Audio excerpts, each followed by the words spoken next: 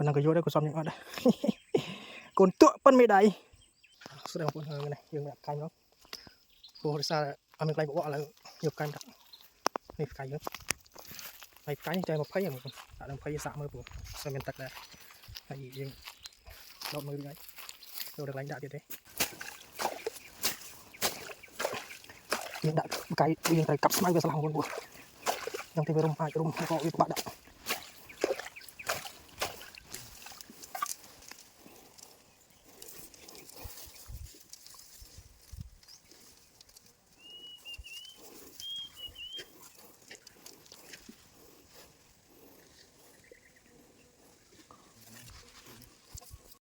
อันนี้បងប្អូនចូលមួយហើយកាយយើង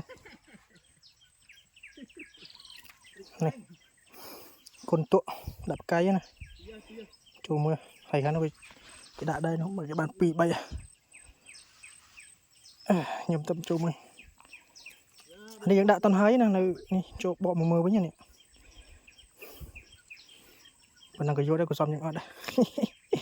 កូនទក់ប៉ុនមេដៃខ្ញុំនិយាយថាត្រីហ្នឹងគឺជាត្រីទក់ប៉ុន្តែមិនមែនត្រីទក់ឯងបងប្អូនអាហ្នឹងកូនត្រីរស់ព្រោះវាខុសគ្នាពីត្រីទក់ខុសគ្នាត្រង់ថាត្រីកូនត្រីរស់វា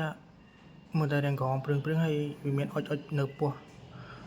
អាហ្នឹងគេហៅកូនត្រីរស់បើសង្កេតកូនត្រីទក់វាអត់មានអុចទេបងប្អូនវាស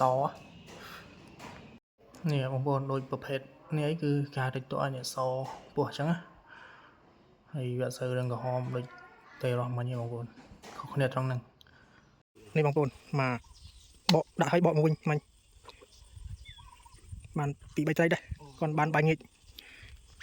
អេមប៉ុណ្ណឹង3ខាំត្រីបងអាំងទៅស៊ីមកឡើយខ្ញុំមាននេះ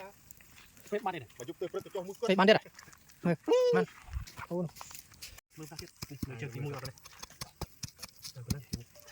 អើយដាក់ទៀតឆាប់ចាន់មើលចាន់នេះចាន់តិចអូយបាត់អស់លីបងប្អូនតពី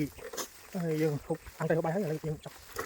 ដុតមួយភាសាទៀតព្រោះយើងជួយយូរដែរហើយយើងទៅមើលវាដែរយើងដុតនោះយើងទៅមើលវីដេអូដងទៀតបានទៅទៀតទៅមើលតើវាបានអត់ព្រោះបានអស់មួយចានដែរមកមិញ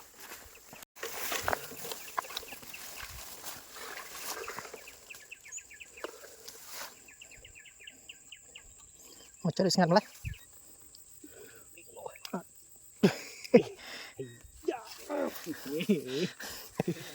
តិចតុកអីបោកស្អីចលេនទៅដំរៃទៅគុញស្អីដោះមើលបាទគឺអំបិលបាល់បាទអាប៉ែនេះគឺអំបិល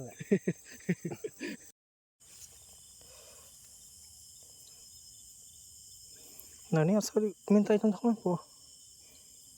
អូទូចដែរប៉ុណ្ណឹងមិនដែរត្រី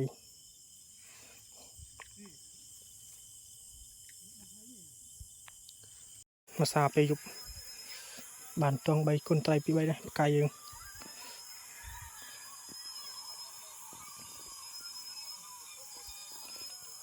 បានពេល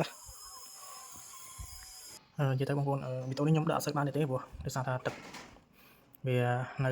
អត់ឡើងជួនញ៉ាំដោយសារតែវាអត់បានភ្លៀងធ្លាក់ច្រើនអញ្ចឹងណាបងប្អូនអញ្ចឹងទឹកវាអត់ជួនញ៉ាំហើយត្រីក៏វានៅដើរកូនច្រើនហើយវីដេអូនេះគឺមានតែប៉ុណ្្នឹងទេបងប្អូនបាទអរគុណច្រើន